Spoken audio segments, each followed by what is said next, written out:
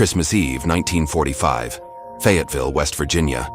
The Sodder family was settling in after a quiet celebration.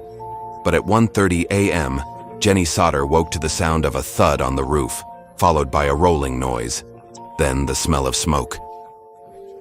Within minutes, the house was a towering inferno. George and Jennie escaped with 4 children, but 5 remained trapped upstairs. George tried to save them.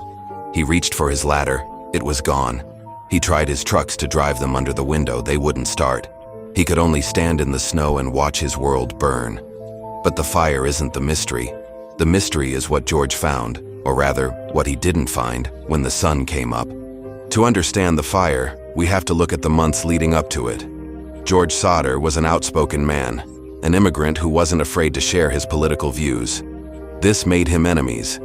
A few months before the fire, a life insurance salesman was turned away by George. The man's response was chilling.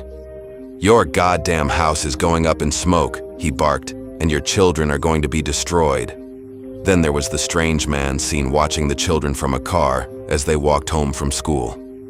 Was this a random tragedy or a precision strike? As the house burned, the Sodders encountered one impossible obstacle after another. The telephone line was dead. Later, it was discovered that the wire hadn't burned through. It had been cleanly severed with a tool. George's ladder, usually leaning against the house, had been moved and hidden in a nearby embankment. Even the coal trucks, which had worked perfectly that afternoon, were suddenly dead. Someone had ensured that George Sodder would be helpless that night. Someone wanted that house to burn, and they wanted the family isolated. The fire burned hot and fast, collapsing the house in 45 minutes. The fire department arrived far too late.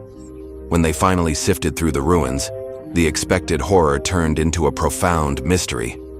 There were no bones, no remains. A local pathologist later stated that even a fire that hot for that long should have left skeletons behind. The Sodders began to believe the impossible. Their children weren't in the fire. They had been taken before the first match was struck. Decades passed. The Sodders never gave up. They built a billboard to keep the faces of Maurice, Martha, Louis, Jennie, and Betty in the public eye. Then, in 1967, a letter arrived for Jennie. Inside was a photograph of a young man in his mid-20s. On the back it said, "Louis Sodder." The family hired private investigators, but they vanished too. The man in the photo had the same high cheekbones, the same dark eyes as the boy who disappeared in the smoke. Was Louis sending a message? Or was someone playing a cruel multi-decade game with a mother's heart? George and Jennie died without the truth. The billboard was eventually taken down, and the site is now just a quiet field. But if you stand there on a cold Christmas night, you can almost hear the echoes of that thud on the roof. Where did they go? Were they victims of a fire or a calculated kidnapping? The Sodder children remain the most haunting what-if in American history.